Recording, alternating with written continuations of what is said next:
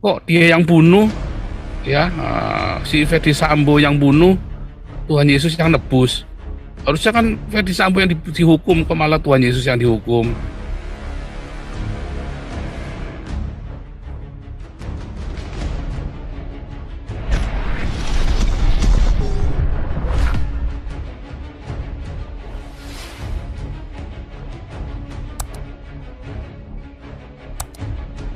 Koinonia lagi, ya.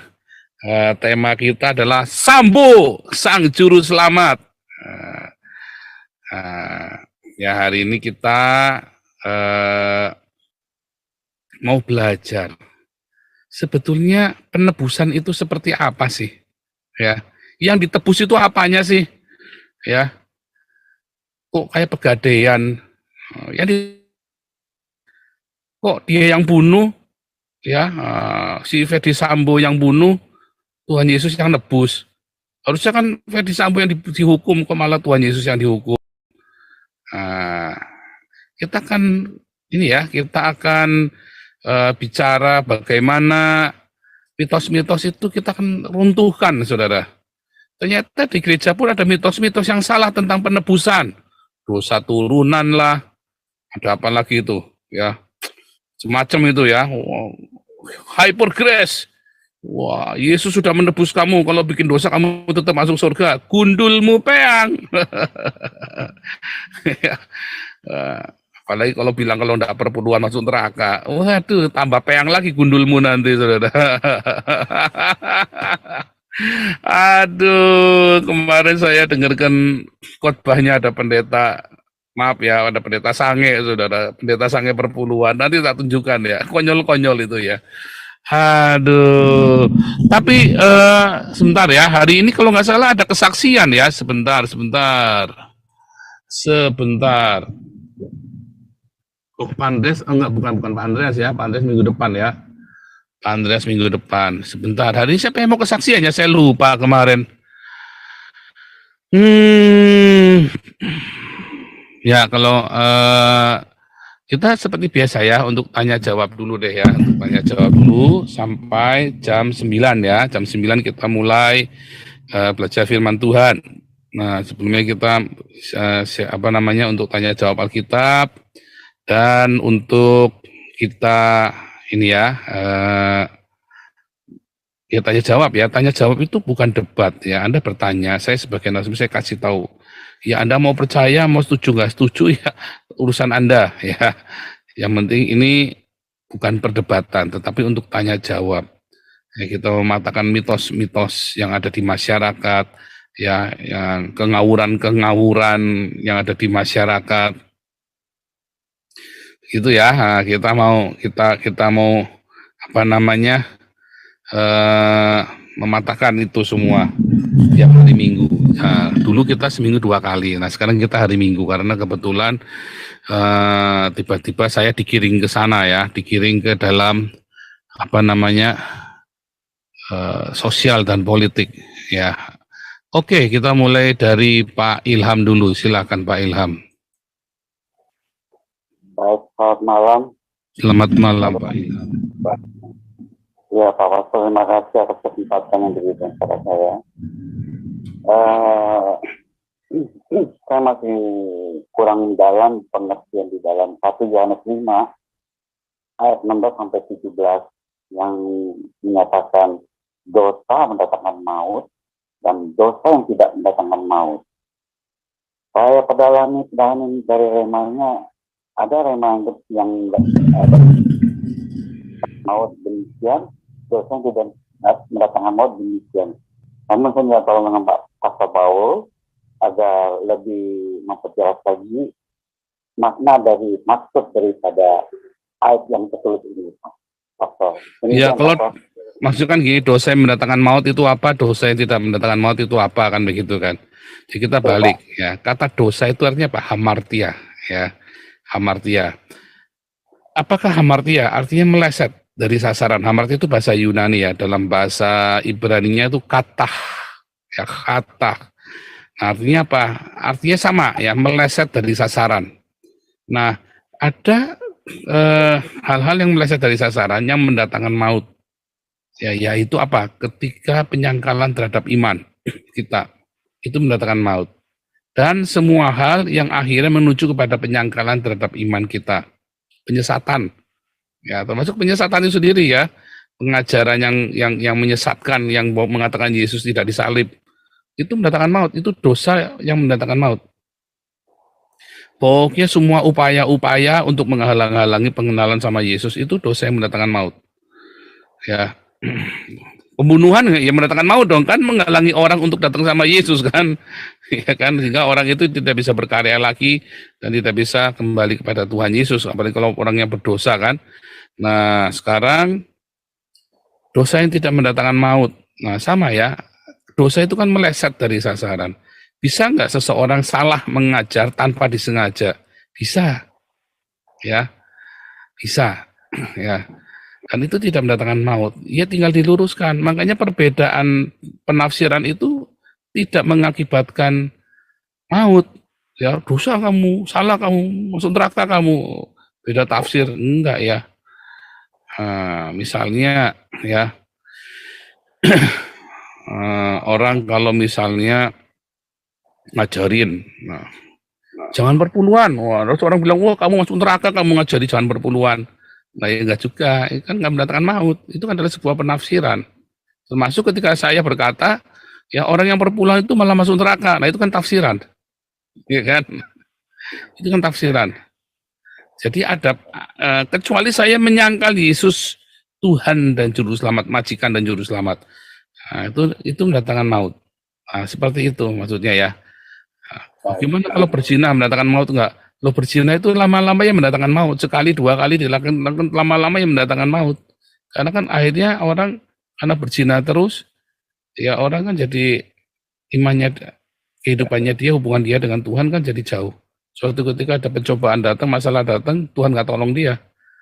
Akhirnya dia menyangkal Tuhan. Akhirnya sama saja. Tapi berbeda dengan penafsiran yang salah. Penafsiran yang salah itu, ya tidak akan mendatangkan maut. Gitu ya. Misalnya nih perselisihan hamba Tuhan nih, nggak sengaja selisih paham, karena suatu hal lah pokoknya selisih paham sehingga dia bertengkar, mendatangkan maut ya enggak lah, tapi harus diselesaikan. Ya, tetapi kemudian kalau jadi dendam, ya jadi dendam jadi kebencian, mendatangkan maut. Gitu maksudnya ya. Baik. Jadi waktu berselisihnya bertengkar hamba Tuhannya nggak mendatangkan maut, tetapi waktu dia kemudian dia jadi dendam, jadi benci, ya kan, jadi fitnah, nah itu udah mendatangkan maut. Gitu ya.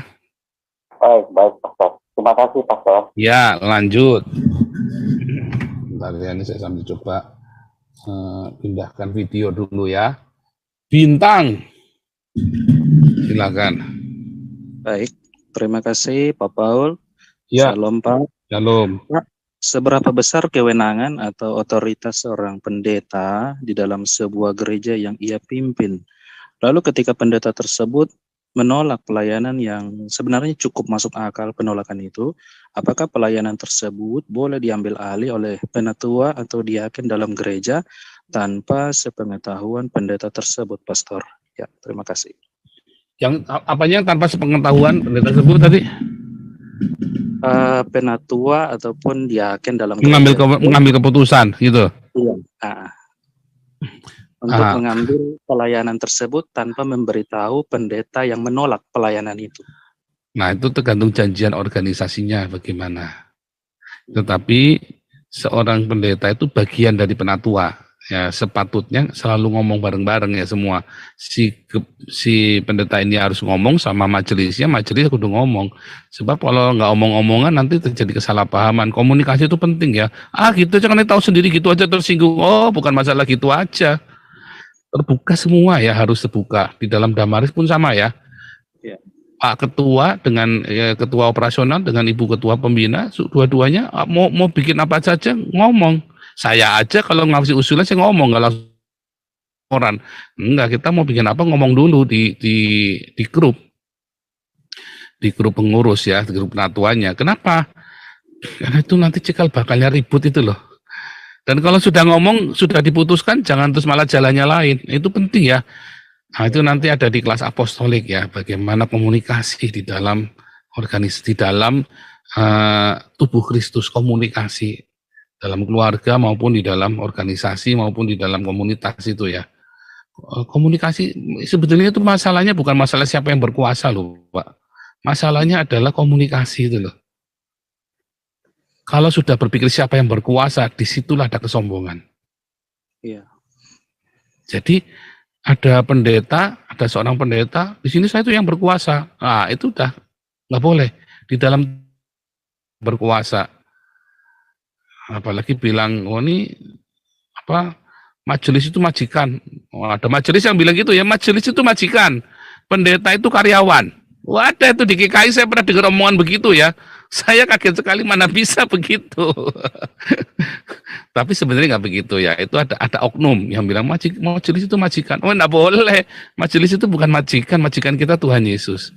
Majelis dan pendeta adalah penatua jemaat dan diaken-diaken yang benar. Jadi harus ya harus komunikasi, bukan siapa yang lebih berkuasa, bukan siapa yang keputusannya tetap bareng-bareng. Coba lihat waktu di Kisah Rasul 15, keputusannya ngambil bareng-bareng kan, adalah keputusan kami dan keputusan Roh Kudus, ya kan? Artinya mereka didoakan, terus mereka yakin, oke ini kita jalani yang seperti ini, ya sama-sama, nggak jalan sendiri-sendiri. Coba kalau jalan sendiri-sendiri, disitulah awalnya perpecahan. Simple ya, tapi disepelekan ya. Terutama tadi spirit tadi loh. Majelis adalah majikan atau pendeta bilang saya bosnya di sini. Nah itu ya. Bahkan sekalipun ya saat ini ya sampai dengan saat ini 80% semua yayasan kita itu ngambilnya dari YouTube saya sumbernya. Tapi kita sedang kembangkan ya. Kita sedang kembangkan, tenang ya. Karena suatu ketika YouTube ini bisa dibablasin nanti sama Menkominfo, kita nggak tahu ya seberapa pinternya mereka, kita kan nggak tahu kan, datahan ya bisa hilang juga. Suatu ketika ini hilang, maka harus ada sumber dana lain. Nah itu kita lagi upayakan. Tetapi sekalipun saat ini 80% dari saya, kalau dari pembina dan pengurus bilang nggak setuju, ya saya nggak bisa paksain lah yang jalanin mereka. Nah kalau ada apa-apa mereka, saya di sini enak-enakan, mereka kan yang pusing. Saya nggak boleh semena-mena juga ya. Makanya saya selalu komunikasikan di grup nggak bisa, saya langsung telepon satu-satu, ya kan. Mereka juga begitu ya. Kalau satu-satu ya kita pendekatan satu-satu. Terus kita ngomong lagi di grup, terus kita ngomong gitu ya. Kalau misalnya kita nggak disetujui, kayak saya pengennya 3.000 sehari, tapi beberapa pengurus yayasan nggak setuju ya, saya nggak bisa maksa lah, mereka yang ngadepin kok, kalau ada apa-apa mereka juga nombokin. Saya nggak boleh begitu, saya juga nggak boleh, ini punya saya nih, nggak boleh, bukan punya saya, enak aja, duitnya juga bukan punya saya, walaupun 80 dari YouTube saya, tapi kan bukan uangnya saya. Nah itu yang seringkali disalahpahami oleh orang banyak, ya kan, semena-mena, oh bukan. Justru kita tidak semena-mena, kita justru sama-sama sama-sama bicara, sama-sama ngambil keputusan. Makanya keputusan mau PHK orang pun kudu bareng-bareng sepakat. Ada yang nggak sepakat nggak boleh dijalanin, bisa kekeran. Semua sepakat, oke, nggak ada yang keberatan, baru kita jalan, ya kan? Itu ya, kita nggak bisa bukan itu penting ya, itu penting sekali di dalam komunitas ya. Terima kasih Pastor. Iya, lanjut Julius Matasak, saya sambil upload video ya, silakan Julius Matasak.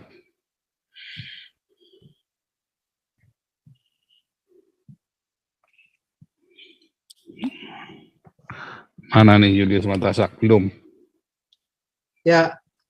Selamat malam Pak Paul. Malam. Saya mau tanya di Lukas 14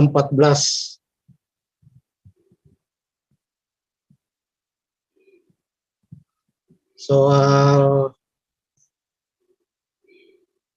penyembuhan pada hari Sabat, dan di ayatnya yang ke-8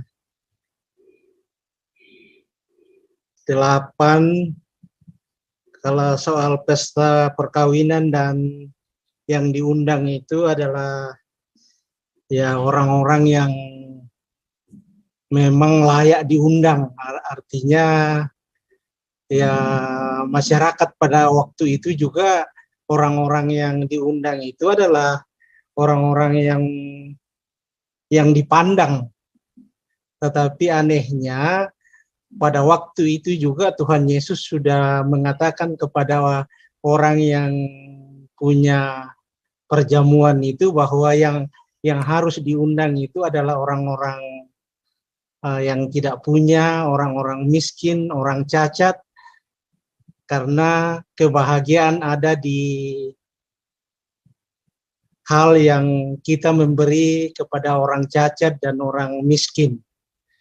Cuma yang saya pertanyakan, ini sudah 2000 tahun yang lalu itu, tapi tidak pernah gereja dan masyarakat yang pengikut Kristus pun melakukan yang begini, Pak Paul. Jadi tetap yang diundang itu adalah ya pendeta atau orang-orang gereja, dan ya tetap di dalam Lukas 14 ini juga bahwa ya karena kalau kita mengadakan syukuran, nanti juga kita juga diundang lagi, dan begitu seterusnya.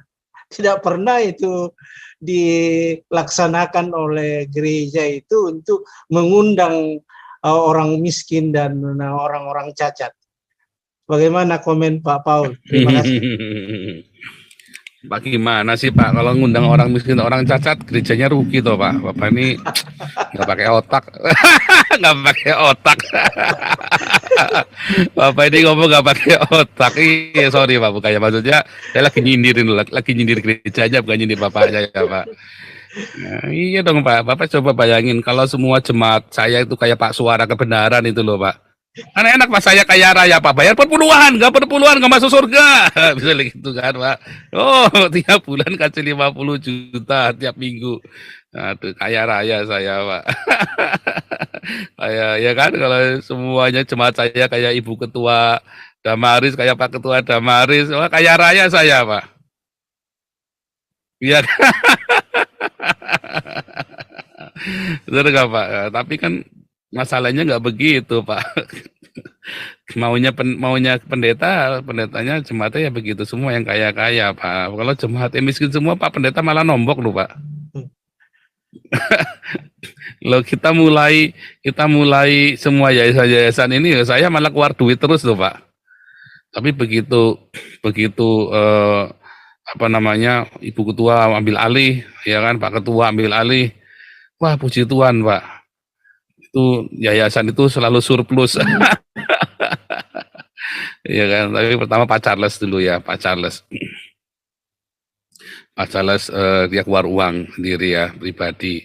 Terus kita mulai ngajak-ngajak dari YouTube, dari apa ya. Tetapi memang yang benar adalah ya sebenarnya itu ya, teologinya Yesus kan teologi kemiskinan. Bagaimana orang-orang miskin ini dibantu. Ya lihat Lukas 4 kan. Lukas 4 ayat 18 itu kan. Yesus kan malah suruh gitu kan. Yang miskin dan tertindas, buta, tawanan-tawanan, budak-budak itu kan. Ya. Yesus katakan kepada mereka. Tetapi masalahnya kan gereja kan sudah jadi bisnis. Tetapi yang sangat menarik sebenarnya, banyak orang tidak ngerti rahasia ini Pak. Coba lihat ya. Betani ngerti Pak. Saya bukan muji-muji Betani, bukan ya. Tapi Betani ngerti rahasia ini Pak. Barang siapa memiliki kepadanya akan ditambahkan. Nah, gereja Betani itu di awal-awalnya mereka semua, mereka kan orang-orang kaya semua nih. Ya, gembala-gembalanya ini, pendiri-pendirinya yang dicap di daerah-daerah itu, saya nggak tahu yang sekarang ya, tapi ini saya cerita waktu saya masih di Betani. Mereka itu orang-orang kaya semua. Jadi apa Pak? Mereka suruh orang-orang dari pelosok itu, dari desa-desa itu, mau agamanya apa saja pun pada datang Pak. Pokoknya datang di situ, ya ada yang nggak ngerti, ada yang ngerti, pokoknya suruh datang ke gereja Pak. Itu orang-orang bisa dibiayai angkotnya, naik metro, naik apa segala macam dibiayai semua Pak. Bahkan pulangnya pun dikasih uang Pak. Tulangnya dikasih uang Pak. Nah, zaman dulu itu ya 50.000 ya kan.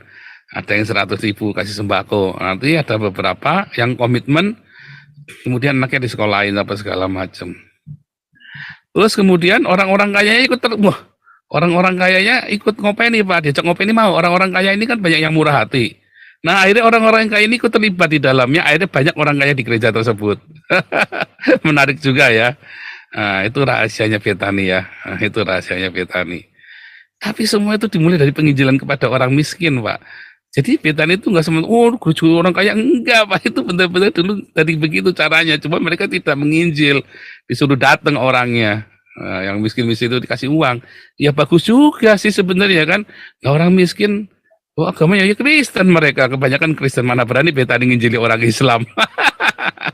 Nggak berani. Ya kan orang saya turun ke jalan nginjili orang Islam aja, kepala senior saya meremelek. Waduh, kayapan bingung. Cuman nggak berani marah ya, karena takut apa namanya kok gereja nggak menginjil. Karena saya pernah cerita, saya pernah disidang gara-gara berapa orang, banyak yang ini ya Pak, ya nggak semuanya, banyak ya, banyak yang mereka memang seperti saya berani menginjil ke jalan-jalan itu ya. Saya dulu lupa namanya ya, ada satu anak muda, wah itu hebat sekali ya. Kita lagi beli jagung di Salatiga, dia turun ke jalan. Ini pendeta, saya lupa namanya ya. Pokoknya Jeffrey apa siapa ya, saya lupa namanya. Udah lama sekali, udah ada 30 tahun ya soalnya ya, saya lupa, udah 20 tahun yang lalu.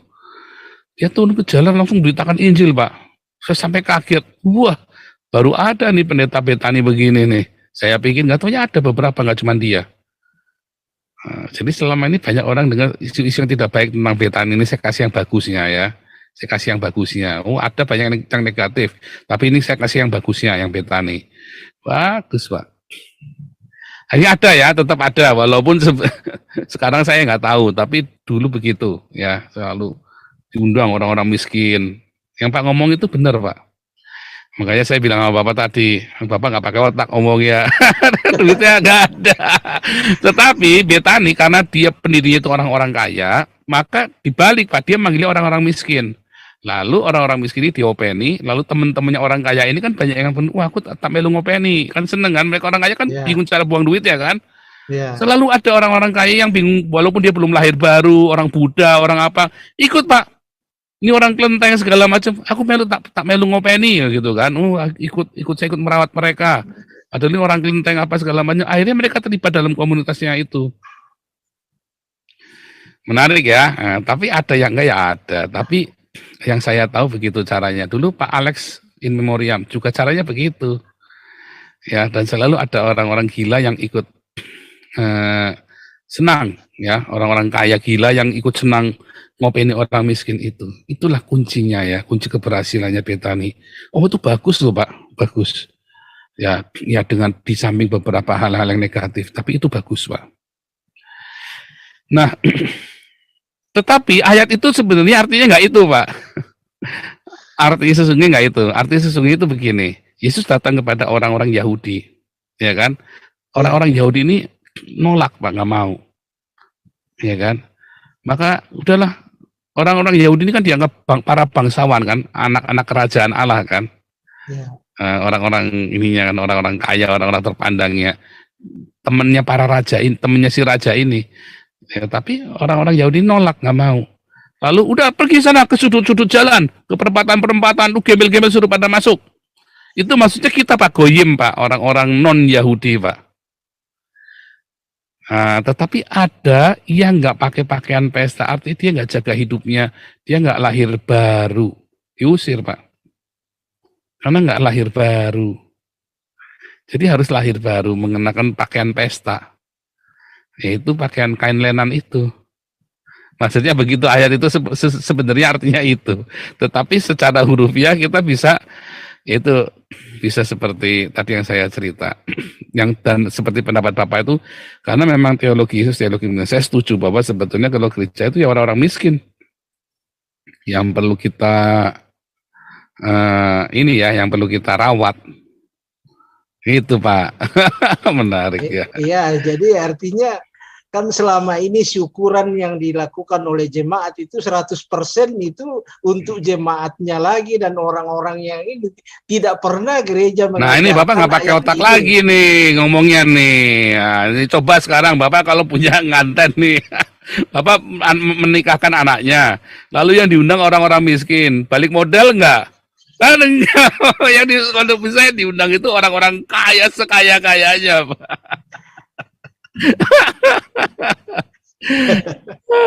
Aduh. Tapi betul ya Pak ya. Tapi dulu waktu saya menikah, yang kita undang itu semua nggak yang kaya, nggak yang miskin loh Pak. Ya uangnya ya cukup ya. Heran uangnya bisa cukup ya waktu itu. Saya waktu menikah itu 400, berapa ratus itu hampir seluruh jemaat datang loh ya. Saya ngundang itu cuma 100 orang loh. Serius, saya ngundang cuma 100 orang. Yang datang itu kayaknya seluruh jemaat itu jemaat di saat itu kami itu masih jemaat masih muda ya, masih baru berapa tahun tuh, 2 atau 3 tahun itu. Jadi jemaatnya masih 500-an. Tapi rasa itu satu gereja tuh datang semua. Ada yang nyumbangnya Rp1.000 zaman itu ya, ada yang Rp1.000, ada yang amplopnya kosong. Tapi ya bisa cukup loh, bisa nutup loh Pak. Itu yang orang-orang yang maaf ya, kere-kere yang itulah, pokoknya pada datang ya kita seneng-seneng saja. Karena saya kan waktu itu salah satu ini kan hamba Tuhan di situ kan, jadi kenal semua. Masa saya nolak? Yang diundang 100 Pak, undangannya cuma 100, yang datang itu semua sandayak gitu loh. Seluruh jemaat semua. Luar biasa ya, luar biasa bisa cukup. Nah, oke.